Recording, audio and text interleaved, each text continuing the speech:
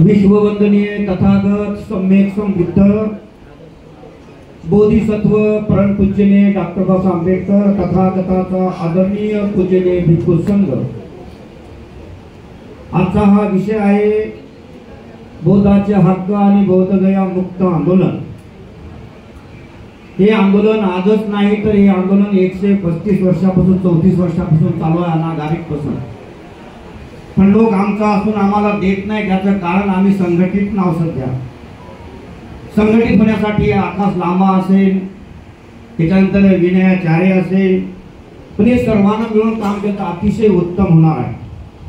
कारण आमच्यामध्ये जानदार लोक आहेत, आमच्यामध्ये ताकदवाले लोक आहेत, आमच्या मागे आठवले सारखे आदरणीय असे आठवले साहेब आहेत आणि असा हा आपल्याला अध्यक्ष लाभलेले आदरणीय असे राहुल बोधीचे आहेत।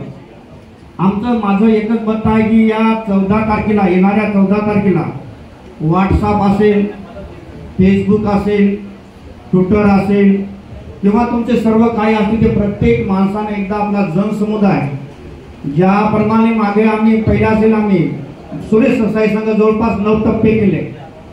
त्याच्यानंतर दिल्लीमध्ये माहीत असेल ते मुकुंद खेरेच्या मार्गदर्शनाखाली 3 वेळेस आम्ही धरणं धरले। ते म्हणजे पहिले जंतर मंतरवर, आजही आम्ही पाहिला असेल शांतिरत्नच्या मार्गदर्शनाखाली पाहिला असेल आझाद मैदान असेल, त्याच्यानंतर पाहिला असेल उल्हासनगर असेल, बदलापूर असेल, कल्याण असेल, अशा या आंदोलनामध्ये आम्ही सहकार्य करत आहोत आम्ही। आता लोकांना किंवा भिक्षूनं काय करायचं आहे पण हे भिक्षूचं अस्तित्व आहे ते आणि या भिक्षूच्या मागे सर्व लोकांनी राहिलं पाहिजे यावेळेस। कारण म्हणून आजच्या या ठिकाणी माझी सर्वांना पवित्र अशी सूचना आहे सर्व भिक्खूगणाला आणि भिक्खुनीला आहे।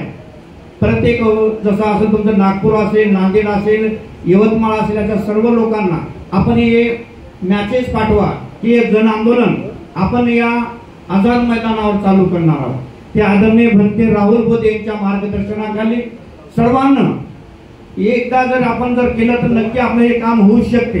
कारण आपण पाहिलं आता कितीतरी आंदोलन झाले।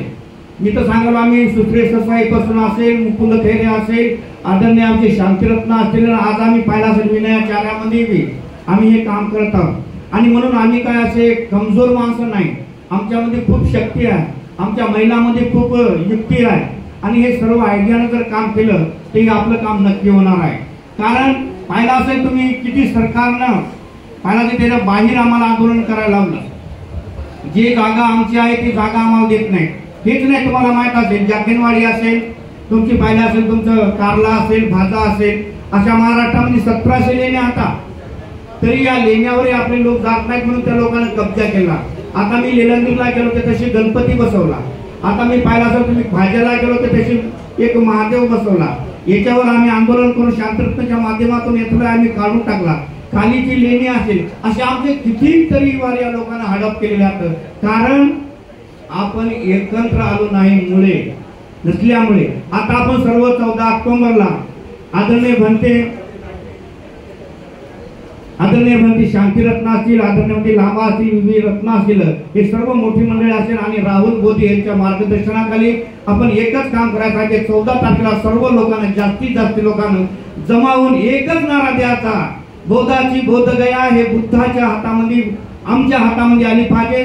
पंडे आता मी तिथे गेलो, पंडे लोक पाहिले, मी गेले त्यानंतर पाहिलं तर लोक तशी आजही लोक त्याची पिंड पार्थ करतात। त्याला आम्ही सांगले ही जागा नाही तर म्हणतात हे नकुल हे सहदेव हे काही नाही तर तशी आम्ही आम्हाला भिक्षू असून आम्हाला तिथे जागा नाही। कारण यासाठी आपण हे आंदोलन करणं अत्यंत गरजेचं आहे आणि यावेळेस सर्वांना मिळून करावं अशी माझी अपेक्षा आहे। नमो बुद्धाय, जय भीम। यानंतर भंते बोधानंदजी